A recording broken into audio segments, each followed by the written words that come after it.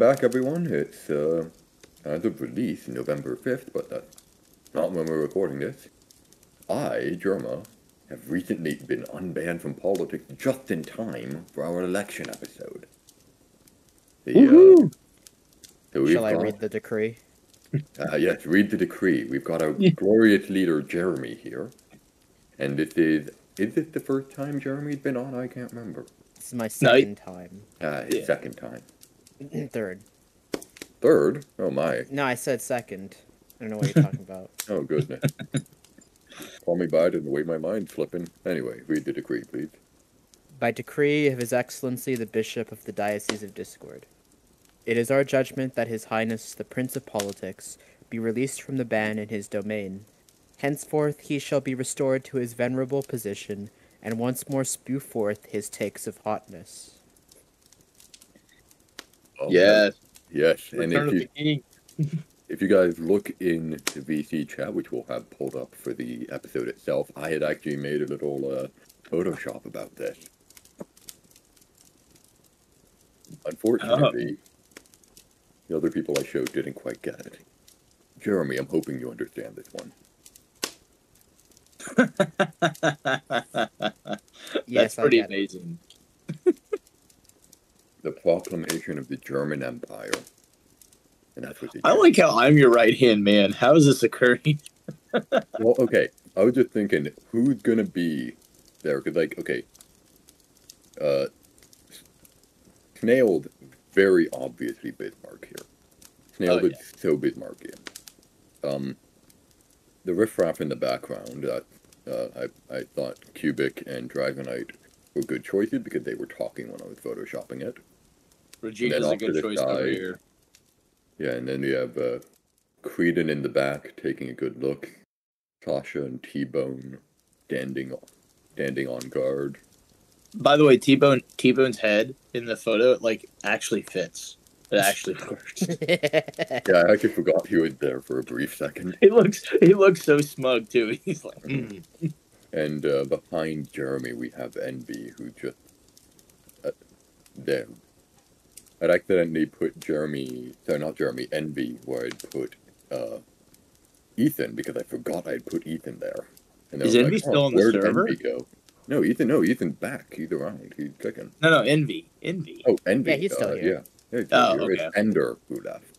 Oh, yeah. Too many EN names. Okay. I mean, okay, they're both E-named who argue with me a lot in politics. They're really easy to forget. It's like how I'd mix them up myself. I like to think that I'm the one guy who keeps you in check somehow. That's why you have me next to you. Somebody's got to sit here and be like, no, we're not going to argue about the word "the." All right. It would have been more funny if everyone had a MAGA cap. Yeah, As it is, only 4 of us have in the picture.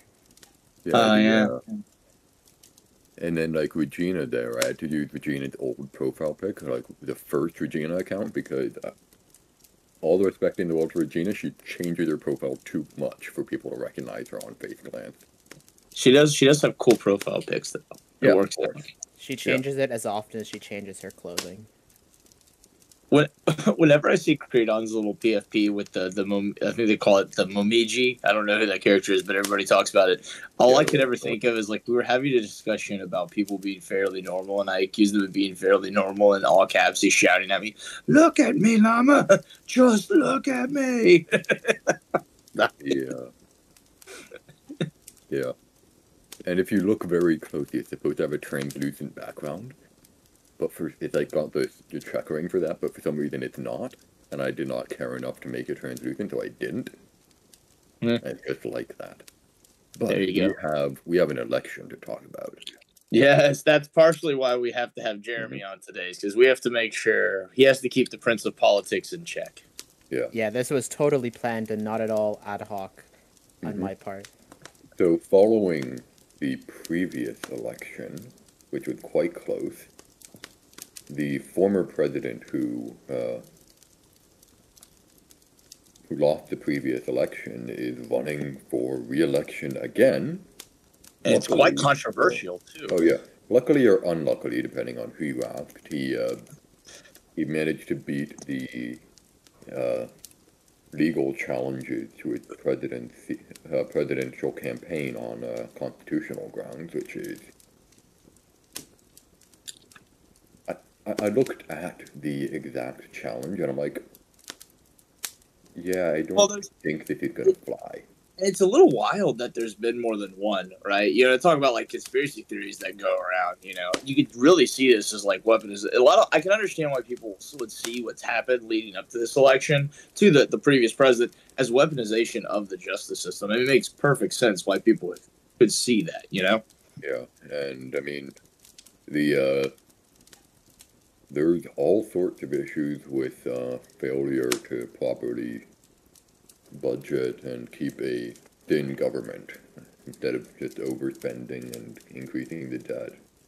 And that's one of the big things a lot of people are complaining about this election. One of the candidates, the former president, I checked, I believe he's the oldest presidential candidate in the country's history. And that's terrible. The youth, like, how can they care about voting for a man that they're not going to be sure is going to make it through the whole term? You just make sure he goes on about 30 podcasts. Yeah, that's one of the nice, well, I wouldn't say nice. Both the candidates have been talking to the media a bit. But, Jeremy, any comment? Well, I'll throw it in there. I thought there was a really interesting article that came out actually a little under a month ago. No, it was a little over a month ago. September 20th. Yeah, it was a little over a month ago at this point.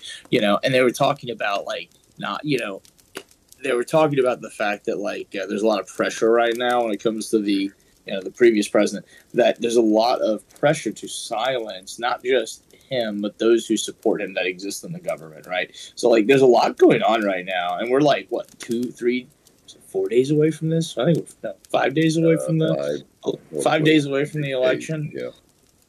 There's a lot of people who feel really wronged by the whole situation. But I think sometimes when it's like that, you kind of have to you have to look at the reasons for it. It's not like he's really done a good job of actually making himself less divisive, right? Yeah, and the rising cost of living, the improper tax usage, and oh man, and foreign election interference too. Yeah, the cost of living had gone up 30%. And meanwhile, we have elected leaders who are spending a whole bunch of money flying off to play golf or whatever they get up to. I just had a thought that actually really recently came out that the two candidates are actually related to each other, which I was pretty shocked by. I didn't think that there would be any blood or familial connection between the two, but surprisingly there is. What 4chan post is this? No, it's quite apparent. Look at Wikipedia. Mainstream sources are reporting it. I haven't heard about suspicious. All these they definitely don't look alike. Yeah, I can't say the two look alike. Remember back when it was all oh, he looks silly. Look at his hair. His hair is silly. It's thinning, guys. It's thinning. Remember his toupee. Yeah.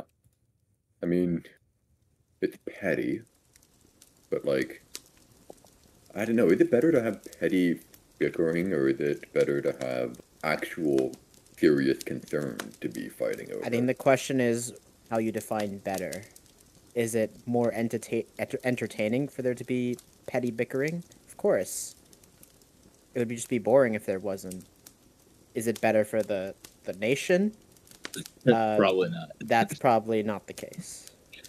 That's a good point, though. Part of the problem sometimes with a democracy is that not the quality candidate can lose because one candidate is more entertaining and more dynamic, better charisma than the other candidate. That's something people are certainly saying a lot about the former president. The sheer charisma is one of the big things that keeps him going. I mean, he's getting old. He's not been he lost the last election, and he didn't. And he lost the last election by a small margin, but he still lost it. And the question is he gonna be able to use his charisma and his the cost of living issues to regain the presidency? I don't know. I mean, it's important to be a charismatic politician, but you ought to be something more than that. Yeah, you gotta have you should have some actual policy. But we might be in the minority with that kind of thought process, to be fair. Yeah, I mean, it's all about the hot memes, isn't it? The good photo shoot. That's right. That has been the meme worthiness of a candidate has been one of the most interesting things to occur worldwide recently. Like it used to never play into anybody's thought process, but now it is. Now it does on a regular and to like normal people also. That's true. The success of a political campaign often, at least in part, hinges on the campaign's ability to wage mimetic warfare. It sounds so serious when you say it like that. Mimetic warfare. I mean, you can take everything and dress it up fancy in good language and make it sound academic. But a lot of people don't like that. Nothing looks better than a good photo of you serving fries out of a window. I see or a photo of you in a nice shirt, dynamic pose, all of the good stuff. I mean, man, but we can't focus just on the internal politics. I mean, we also got to focus on the external politics, stuff like Taiwan. I mean, both candidates have been like, as far as I'm aware, like, yeah, we like Taiwan. We're gonna stand by them. Yeah, isn't that always interesting? Like, we'll totally stand by them. Yeah, but I'm not sure how standing by Taiwan the two will be. I mean, to some degree, there's only so much that can be done, and with the holdings nearby Taiwan, standing by is of actual importance. And Taiwan is a big deal to them, and especially with concerns over Chinese interference and Chinese fishing and even even beyond the fishing, the Taiwan is like the world's like don't they produce the most computer chips like as far as countries? Yeah, like production for that. Yeah, chips are just utterly bonkers and just the sheer numbers that are being put out. Don't you think it's a little wild? Like we have this whole like problem between Taiwan and China, and it's like one of the most hypercritical pieces of technology out there. Yeah, I mean, I believe, if I recall, that may actually have been an active policy decision of Taiwan. And like, yeah, we're going to grab onto this. And I mean, it was a good move. I mean, objectively so.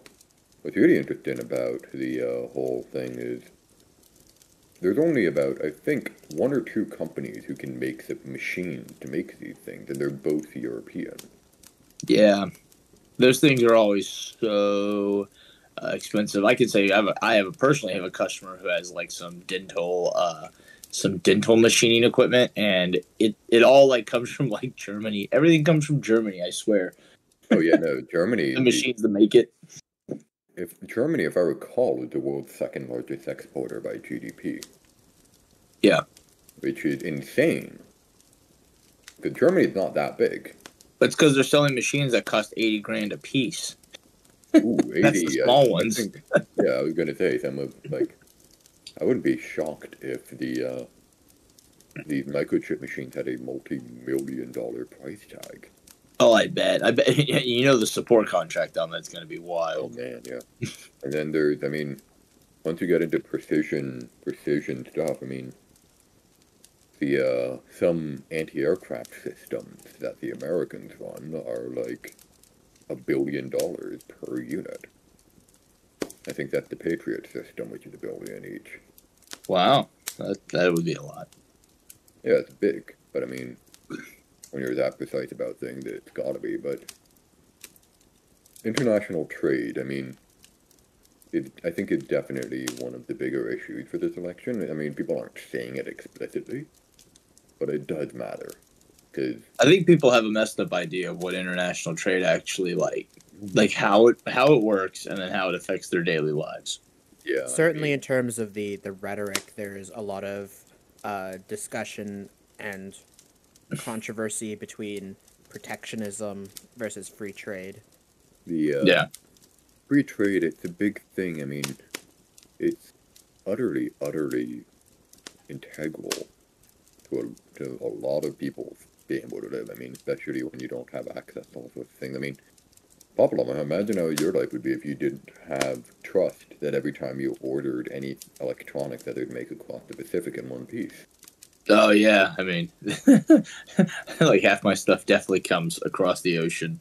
Well, there's that, and or it just not being readily available. It would make quoting projects and things so much more difficult. In like the IT sector, it's so streamlined nowadays. People are like, I use this brand and I use this line of software. I use this line of hardware. I use this, that, and the other thing. Well, no, you would not be doing that if you did not have access to that readily available, because you can just get on the internet and order new. You can order that and it'll just show up like 2 days later. Mm-hmm. And that's what free trade really exemplifies. I think a lot of people don't realize how much free trade really does help their daily lives. Like, it wasn't until, was it like the 70s when, or maybe it was even the 80s when people when it was normal for every household to have a microwave. Oh yeah. It's like it was fancy to have a microwave. Can you imagine that? A microwave being fancy. Microwaves aren't even that complicated. Like, they're boxes that we just fill with death light, basically. Yeah. I do think that part of it is different ethos on what's important. The protectionist argument is focused on being able to have good paying jobs for the citizenry. Yeah, So in terms of the basic needs of people, I think protectionism definitely works towards that, while free trade is good for being able to have diverse different products and goods and services from all over the world. it's one of the things where I think free trade is trying to serve the people by keeping product prices low. Protectionism is trying to serve the people by keeping the domestic economy high, by keeping money in the country. I mean, I wouldn't say high wages. I'd say strong. I wouldn't even say strong economy. I'd say domestic economy would be strong. But that's one of the things where there's also been a lot of suggestion that, like, food aid to developing countries is really bad because it destroys the domestic economies there. And once that's gone, how are they going to be able to make their own food if nobody owns farms? One saying that I really like is that you should teach a man to fish rather than just giving him the fish. Yes. Because if you teach a man to fish, then he can fish for the rest of his life. But if you just give him fish, then he's just dependent on the fish that you give him.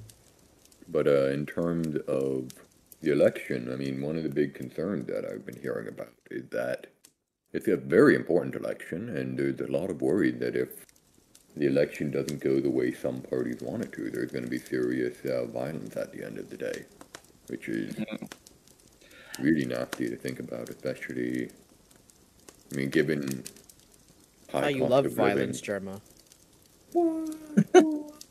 Not in real life. No, he likes talking about coups in random African countries. Oh, come on. Yes. He finds them intriguing. That's true. We will eventually have a government. Where are the French troops, Jerma, in Gabon? Oh, come on. Where are the French troops? Trying to be busy elsewhere. When has that never not been true, though? Oh, man. When has it been true? The early 2000s, from about 2003 to 2013. That's a pretty good time. I mean, the French weren't tied up in Afghanistan. No, they were tied up in Afghanistan, but by, I believe, it was 2011 they had pulled out. And, well, they pulled just to Kabul, I believe. And they weren't yet in Syria, they weren't yet in Libya, and they were not in Iraq. So I think the French... In Iraq? Yeah, in Iraq. The French didn't invade Iraq. It was like a really big thing. You mean Iraq? Jeremy. Here, Sounds I like you're pressed saying like turn a it rock, into a like a real debate stone. here. okay. I'm just not even gonna get into this. You're like, Listen, all I can say is I'll bring it back to Gamboa here before we get into the argument over words. We're not doing this. We are so not doing this over a pronunciation. I'm nuking this from orbit. What I will say is, I believe I might have given like Creedon, poor Creedon. I gave him the most asinine request. I was like, "Could you please unlock the Gabon thread?" And he's like, "Why?" And I'm like, "I need to ping Germany." And ask him where the French troops are. And he was like, done. wow, you're awful. But Bro, they locked it. I went to ping you and there was locked. I was like, no, unlock the Gabon thread. Give it back to me. wow. All right, back to the election. Yes. So I mean, violence it's bad generally, especially when innocent people are getting hurt, and especially given the current political situation, violence is a very good opportunity for further economic destabilization. I mean, high cost of living is a really big thing that causes people to get very angry and very willing to start burning things down. And as Bishop, sorry, no, as Archbishop, oh man, I'm entirely blanking on his name right now. The one from New York with the television show. Fulton Sheen. Thank you, Jeremy. Archbishop Fulton Sheen. You can't burn down. It's like you have to build up.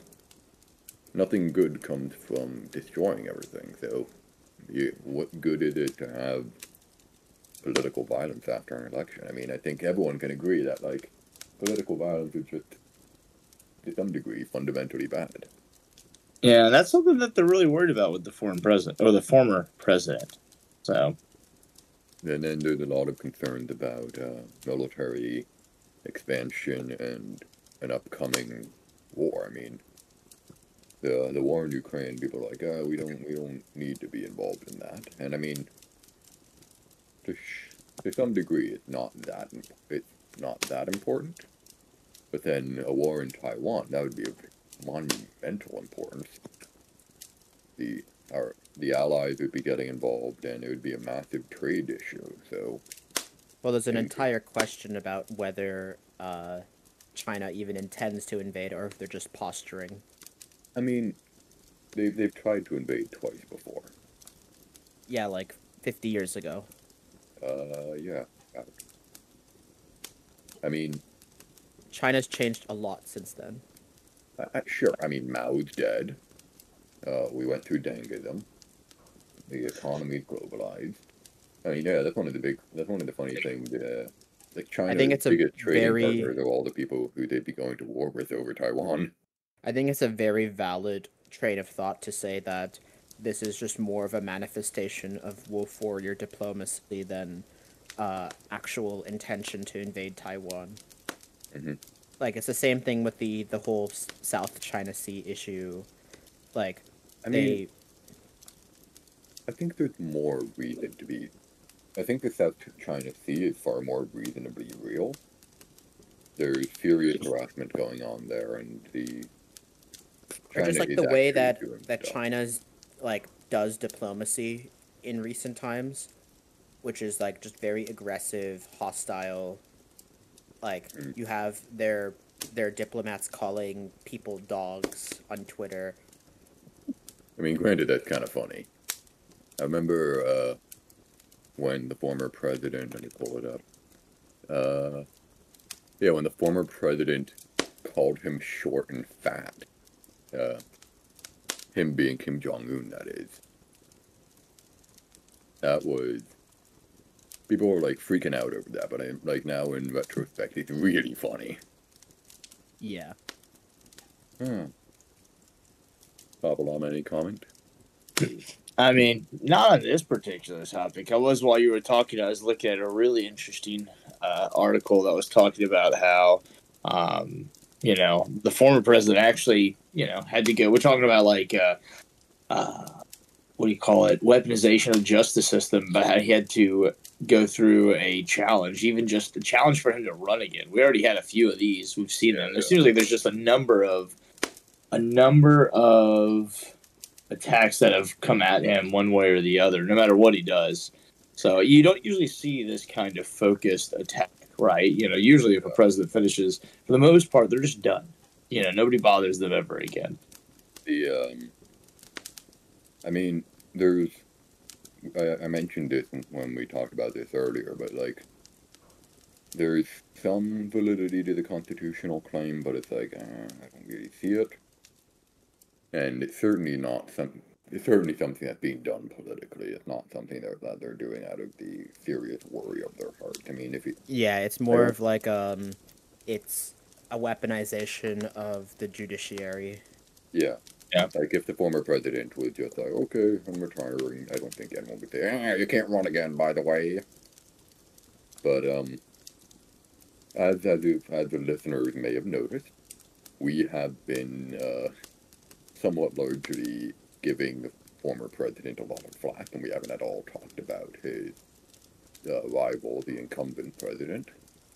So we'd like to say, Wapplewood, we are going to formally endorse for the president of Palau, Dun, dun, dun, dun. Thorengel Whips Jr. It's going to be a very close election. We don't know how the youth are going to turn out, but it will be a big one. The 538 polling basically has it tied. Yeah, the polls had them tied. It's everything neck and neck. So let's hope Palau makes the right decision as this episode comes out today, and we'll see what happens in the future. This is either going to be an amazing or terrible episode because we were all over the place. Oh yeah, absolutely. But on that note, I'm Jerma. And I'm Papa Llama. And I'm Jeremy. And that's good night.